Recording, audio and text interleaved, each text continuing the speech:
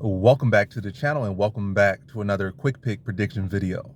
In this video, I'll be predicting the welterweight bout between Trevin Giles versus Preston Parsons. And how I see this one right here is going Preston Parsons, average confidence here. I feel like Trevin Giles, he has those flashes of looking like a real solid, talented fighter.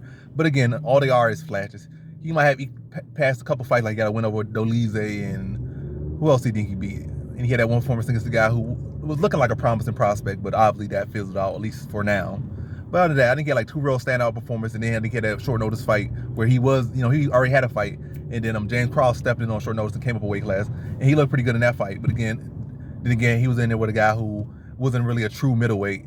So I guess the moments when he did dip off, Cross wasn't able to fully take advantage of. I definitely saw moments where he still dipped off and Cross had him cornered with landing clean shots on him. But again, short notice, not a true middleweight. Maybe the same position. A truer middleweight would knock him out in that position, but like a guy that don't have to wait behind his punches like that. And it's not like Cross is necessarily a heavy hitter, even at welterweight. So it's like, yeah, couldn't fully exploit those areas. And what I will say about Trevin Giles, he's very underrated. I feel like he's solid everywhere. Well, like I'm not saying like solid, all these guys are a stud everywhere. I'm saying like in the case that he's not a guy that don't got no BJJ skills, no rest skills. I feel like his wrestling's underrated. I feel like his BJJ's underrated.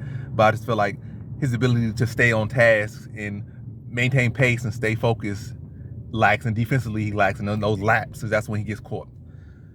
And also again, paces off, dips off. And I feel like Parsons is a guy, he's not super phenomenal, but he's very grounded and he's like solid everywhere, good wrestling, good BJJ, good striking, but he just lacked the ability to get above. But he's nice and grounded. He could, like I said, fight a good pace. He can mix it up well, like pretty good athleticism as well.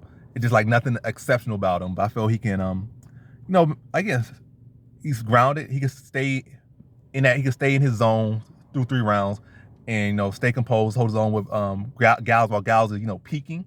Then when Giles starts to decline, I feel like he found those counters on the feet. I feel like he can mix in takedowns and score times. I feel like he fights much smarter than Giles as well. Like his IQ, fight IQ is better. Not saying that Giles is an idiot. Just talking about based off his track record. And even saying his track record, not saying idiot. It's just like you got things to prove on. If you don't prove on them, you're gonna keep losing these fights.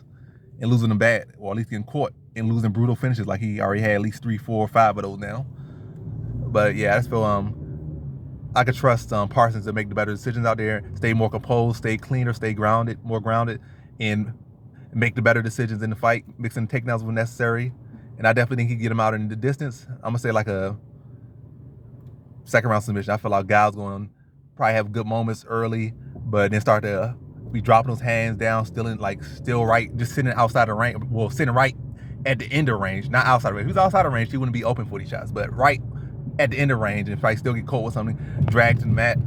They probably pounded on while he's hurt, and then tapped out 2nd round late. So in this one, I got Preston Parsons via 2nd round submission.